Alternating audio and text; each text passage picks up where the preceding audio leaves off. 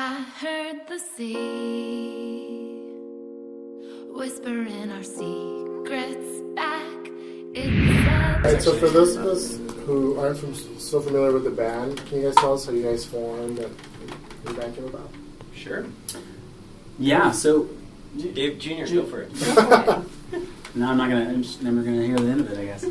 We started, Mike and I played in another band previous to this one called Sherwood, and we were touring together for years, and we started writing music, and that was probably about 2010 or so, and along the way, while we were on tour, we met Beth and Sarah, who we later married.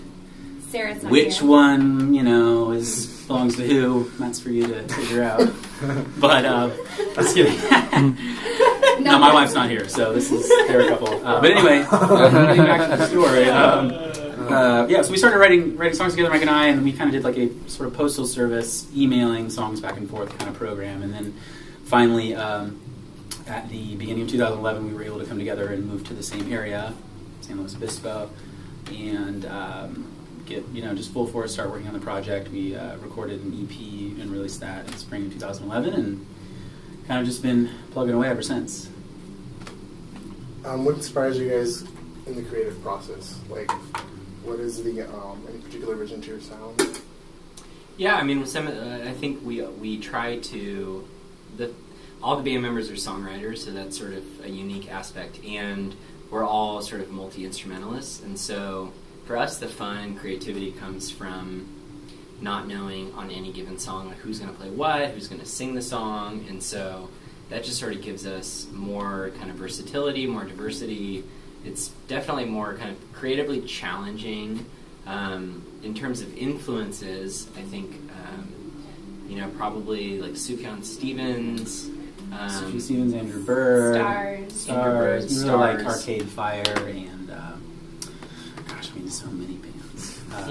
But Vampire Weekend, I would say too. Vampire There's lots of influence from them.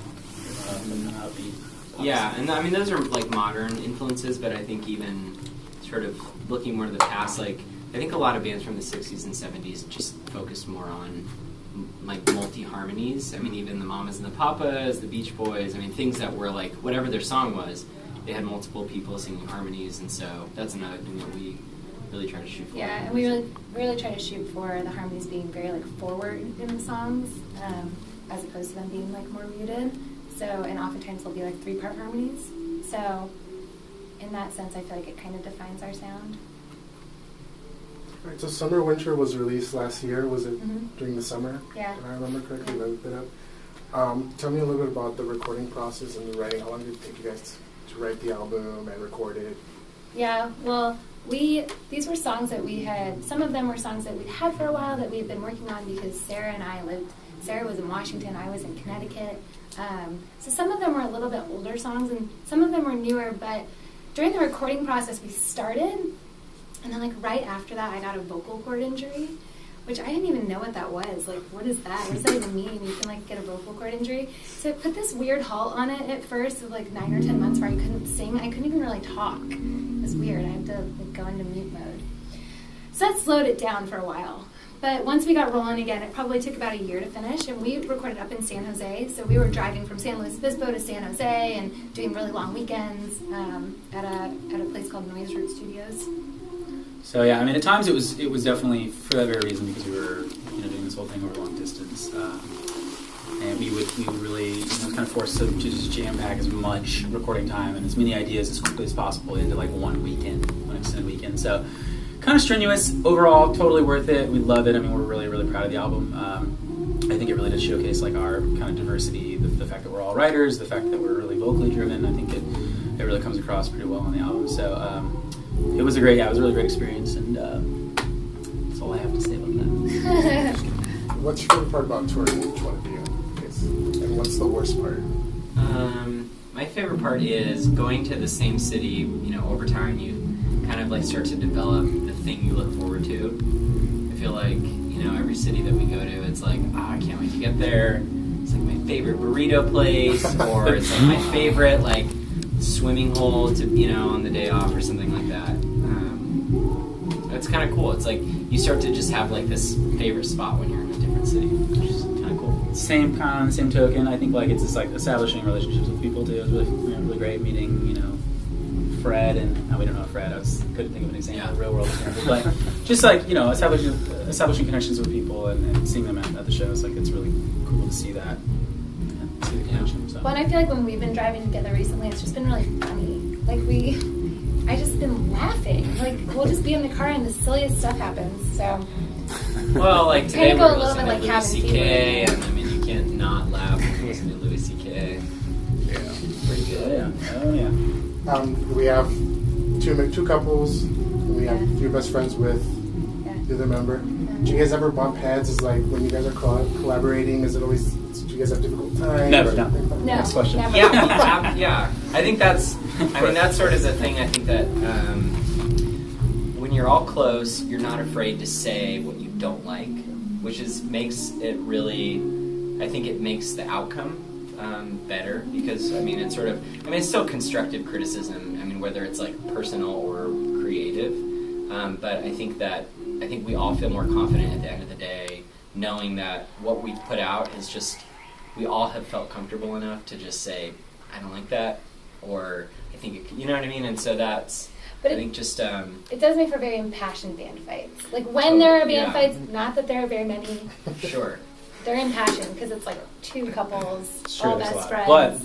But there's never been a band that I've been a everywhere. part of that hasn't had arguments and some I mean a lot of the bands I've been in that's been unfortunately a big part of it. So I mean I think the fact that we're both couples and we're in the same area and we've kind of just committed to doing that commitment I think really just solidifies it. So we're kind of it's almost like it sounds cheesy but kind of like a marriage within a marriage. We are really committed Marriage to just, within a marriage. That sounds spicy. which I did on purpose so you guys can think like what's going on here? Are What is this?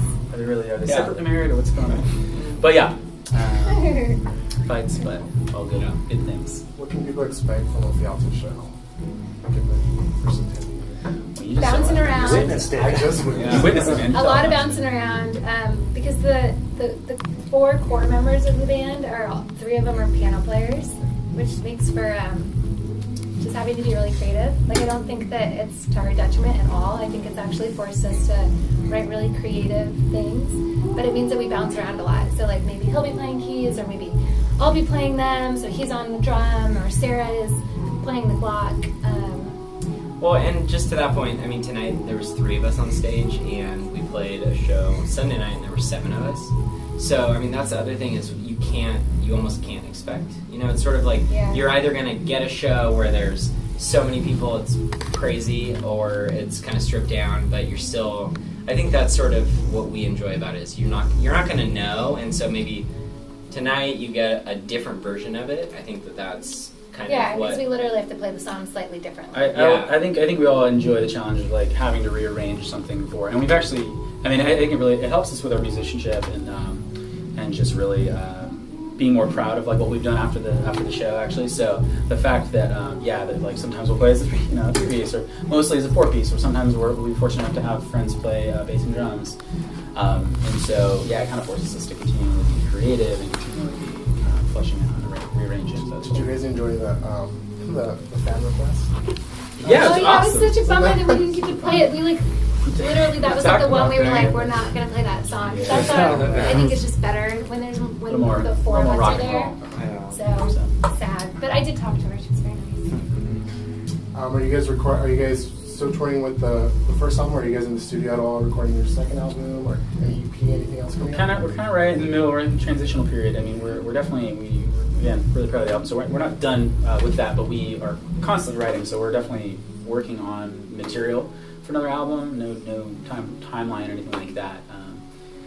Did you have more to add to that? No, we're writing. We were driving down. We played a show at Cal Poly Pomona last week, and we were just writing a list of all the new songs that we have, and we have easily another album's worth of material. It's just a matter of, for us, it's kind of sitting with those songs and playing them live with people, kind of going through. I mean, that's the thing is for us, it's like there's always a core of a song, but you can rearrange it, in 5 different ways, and so getting it in front of people. I mean, there were songs tonight that we played that aren't recorded yet, and it's just like that process of before you go into the studio that you really feel comfortable that this is the arrangement you want to go And so I think we could, but we're just sort of still kind of fleshing it out. Okay. Good. You know, if you cannot